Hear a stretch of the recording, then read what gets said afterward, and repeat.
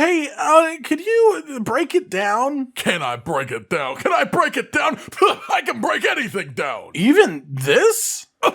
Not that. No, that's way too hard. But don't you have like gloves or something? I will not break down a giant magma rock. But you said... And I changed my mind. Ladies, gentlemen, and Highlands of all ages, I hope you've enjoyed the past couple of weeks of your Tears of the Kingdom journey.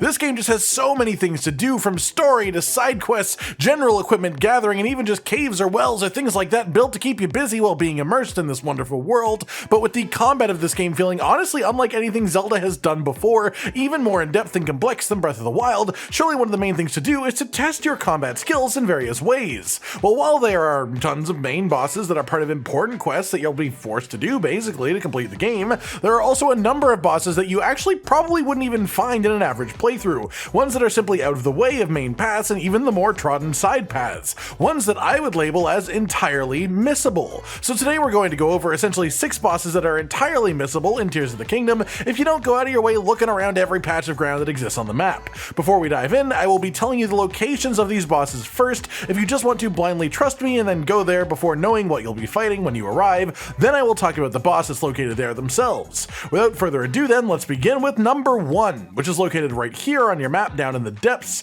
I will also show the same location on ground level, just for a frame of reference if you don't yet have the light routes in this area down here, but this is the location to head over to right over here. Move to the time on screen if you want to avoid knowing what it is, and just move to the next boss. Otherwise, we will talk immediately about the one that's about to be in front of me, which is the blue-white Frox. There are a number of Frox bosses around the depths, guardians of Zonite Charge essentially, just big Cyclops toads of varying difficulty and rarity, and the blue-white Frox is the rarest, hardest, and most unique one that there is out there in the game. There are only a few of these around the place as a whole, so you could easily go through an entire playthrough without finding the blue-white one specifically, but this is one location where one lays dormant. You don't damage it unless you hit its zonite or deposits on its back with a blunt weapon, almost like a stone talus, and if you want to be able to reach that part of its body, you'll actually need to score a critical hit on it by hitting it in the eye with an arrow, otherwise it'll just bounce you off constantly. Every once in a while it does a sucking in attack, and if you fire a bomb fruit or something of that nature into its mouth while it's doing that, it will take a moment to chew on it, which gives you a nice big window to land that critical shot on its eye,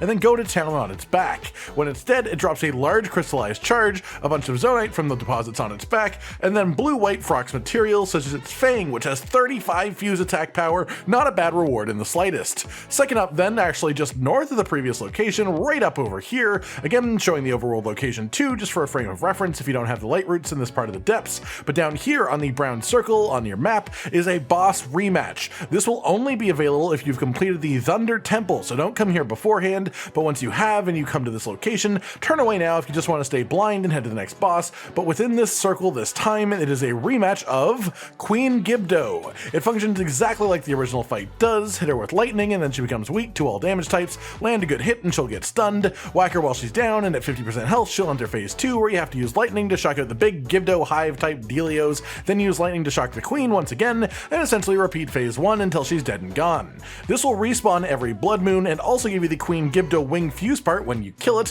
which you can't carry around with you, but you can fuse a weapon or shield to on the spot, and it will also unlock a chest the first time that you defeat it with a huge crystallized charge in it, which is essentially worth one entire battery upgrade all by itself. After that then you want to head to this area down in the south area of the depths. There's a light route on either side of this, with the boss itself being in the sort of valley underneath by the big brown circle on the map once again. This boss will require you to have beaten the Wind Temple, and as we head over to it, it will reveal itself quite obviously, so again turn away if you don't want to see it now. The boss itself is a rematch with Colguerra, the boss of the Wind Temple. This is a fun and quite cinematic fight that is definitely enjoyable to just sort of do on repeat. It just makes you look super cool, flying through the sky, slow motion, shooting arrows through the weak spots, like a certain elf from another fantasy series who is also a fan of surfing on shields.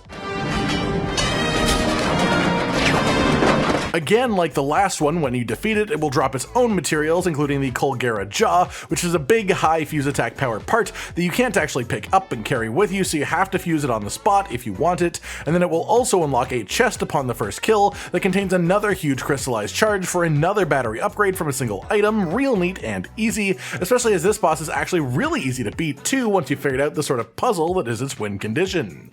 Next up then are a pair of bosses that are somewhat related, as they are both very rare versions versions of a more common boss. The first one is in the depths, located right here, not too far from a light route. It's in a few locations, but this is the easiest one to access, really, being pretty much right under Kakariko Village, but down in the depths. Skip to the next one if you want to avoid being spoiled on the boss specifically, but this one is actually a rare ore stone talus. There are tons of stone talus bosses in the game. Most of them are just pretty average, just rock guys, some of them based off of luminous stone, some of them have bad guys sitting on top of them, but this type is a rare ore talus, called that specifically because the ore vein on its back that you have to hit to deal damage to it actually drops rare ore as you deal damage to it. And on a kill of this beast, you will pretty much always get a diamond drop too, which is of course very valuable as far as selling for rupees goes, making this entirely worth doing, especially in the world where you've updated your game to the newest patches and our old money making methods are sort of out the window. On top of that, when it dies, it drops the rare Talus Heart Fuse material, which is similar to the other Talus Heart Fuses, but just a nice strong bludgeoning weapon, except this one is just a bit better than the normal Talus Hearts. Then the one that pairs with that boss is actually up on the ground level. There are only 3 places where this one can be in the entire game. The other 2 places are down in obscure parts of the depths, but the specific one is up top inside of Death Mountain over here. You have to find it inside of a cave though, and the entrance to the cave is found on the northeast side of the mountain over here. So just head to the cave, and then inside you will see a set of rails and a minecart. Set up the minecart, put a fan on it for thrust, and then activate it, and it'll send you to the right side island area within the cave. Make sure that you have the flame-proof armor, otherwise you won't be able to survive in here at all, and you would actually not be able to survive the boss encounter, even without the fact that the area itself wasn't full of lava, because the boss we are about to fight is actually one of the rarest talus in the game, the Igneous Talus, essentially made of rocks infused with lava or magma. For the most part, this works a lot like a regular talus, except that its attacks also have explosive effects on them too, just to make them a little bit more deadly, and its body is superheated too, which makes it dangerous to climb it without the right armor set on. Other than that, just whack the ore vein on its back with a bludgeoning weapon, and eventually it'll fall, pretty much like all other talus, as long as you can deal with the secondary attacks. This one drops some regular talus goodies when it dies, but most uniquely it drops the Igneous Talus Heart, which is a stronger version of the regular Talus Heart Fuse item, turning any weapon into a bludgeoning weapon, but also with a fire effect on it too, which is a neat combo to have with increased durability and bludgeoning power. Then finally today we have a sort of a multi-stage boss fight, and then it happens in multiple locations as part of the same general overall singular fight. The first stage of this you will encounter down at the Great Abandoned Central Mine over here when doing quests to find statues in the depths, and right when you unlock the ever useful auto build ability, you'll be introduced to a boss which is Master Koga of the Giga clan. He'll be riding a car, simply climb up the car from the side or the back and then whack him with your melee weapon a few times and he'll die, but then he'll run off and head to another location. The next stop on his journey is actually the abandoned Gerudo mine in the southwest side of the map. He will give you hints to this when you kill him, but this is exactly where he goes. Simply head to this location and you will see Master Koga standing around once again, interact with him and he'll spawn in a plane. Simply hit him with some arrows to stun him out of the sky and drop him down to the ground, either using bomb arrows to hit a big area or using Keese eyeball fusions to home in on him to make this simpler to achieve. Then whack him with melee weapons when he's on the ground, and then you've probably defeated him in a few hits. Again, he will leave one more time and take off, leaving behind a chest that has a huge crystallized charge in it for tons of the battery upgrade material, and if you talk to one of the steward constructs, they will give you the schema stone for a makeshift hovercraft as well. And you'll also unlock the mine properly as a functional zone processing facility. Then head to our third location for this, which is over in the abandoned Lanairu mine. This one is a bit harder to get to as the mine itself only has 2 narrow entrances located at the pins that I've got here, and of course here it is on the overworld as well for a reference for people who have the light routes. It's essentially right under Zora's domain.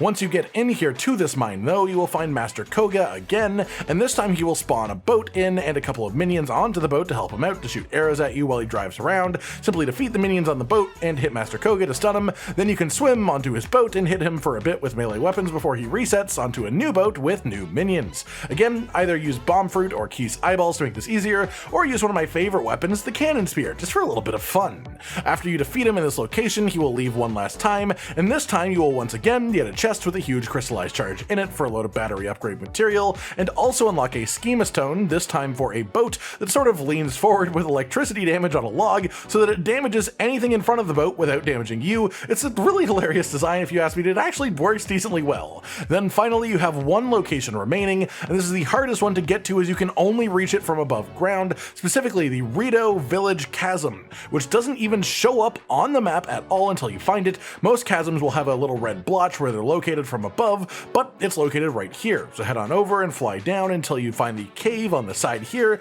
and slip in to see an underground chasm. Because it's in a cave, you actually don't even see a red mark on the map like you would for the others. You just have to literally know that it's here in order to find it. Drop in to reach the abandoned Hebra mine.